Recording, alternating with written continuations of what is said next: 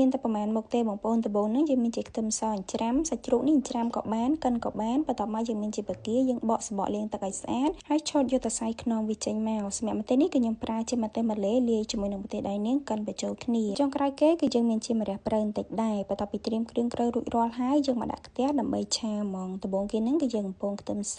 មិនឲ្យក្រហមពេកទេបងប្អូនមើលតែសបករបស់វាឡើងព្រឿងមកល្មមយើងដាក់ម្ទេសកិននឹងចូលមកសម្រាប់ម្ទេសនេះភាគច្រើនគឺខ្ញុំប្រើជាម្ទេសម៉ាឡេទេបងប្អូនបើម្ទេសដៃនាងគឺខ្ញុំដាក់តែ4-5គ្រាប់ទេយើងកំប៉ុងម្ទេសជាមួយខ្ទឹមសហ្នឹងឲ្យឡើងក្លិនឈ្ងុយក្លិនឈ្ងុយមកល្មមចាំដាក់សាច់ជ្រូកច្រាំចូលឆាសាច់ជ្រូកប្រហែលជាខ្ទង់4-5នាទីឲ្យឆ្អិនសិនចាំដាក់គ្រឿងប្រេងខ្យងគឺខ្ញុំប្រើ1ស្លាបព្រាបាយទឹកត្រី1ស្លាបព្រាបាយម្សៅស៊ុប1ស្លាបព្រាកាហ្វេប៊ីចេងកន្លះស្លាបព្រាកាហ្វេហើយចុងក្រោយគេហ្នឹងគឺជាស្ករសចំនួន1ស្លាបព្រាកាហ្វេហើយសម្រាប់សាច់ជ្រូករបស់ខ្ញុំនេះគឺមានចំនួន2ខាំកន្លះបងប្អូនយើងឆាវាឲ្យចូលជាតិជាមួយគ្រឿងនឹងមកល្មមសិនចាក់បកាចូលហ្មងសម្រាប់បកានេះគឺយើងអត់ឆាយូរទេបន្ទាប់ពីដាក់បកាចូលហើយត្រឡប់វាប្រហែលជាខ្ទង់តែ1នាទីអីទេបងប្អូនដោយសារតែបកាតែកាលណាឆាឆ្អិនពេកសាច់របស់វានឹងទៅជាអត់សូវឆ្ងាញ់វិញចឹងទៅបន្ទាប់ពីនឹងមកគឺយើងអាចភ្លក់មើលហើយថែមថយគ្រឿងបានបើសម្រាប់ខ្ញុំនៅរសជាតិគឺមកត្រូវមកបងប្អូនចឹងហើយគឺខ្ញុំអត់ថែមថយអីទៀតទេចុងក្រោយគេយើងគ្រាន់តែបង់ម្រះព្រៅចូលឆាតែ4-5ត្រឡប់ទៀតទៅគឺរួចរាល់យើងអាចយកទៅញ៉ាំបានហើយប៉ុន្តែគ្រាន់តែបង់ម្រះព្រៅចូលភ្លាមគឺយើងបិទភ្លើងភ្លាមមកបងប្អូនដើម្បីកុំឲ្យសបរបស់ម្រះព្រៅនឹងវាឡើងទៅជាខ្មៅជាប់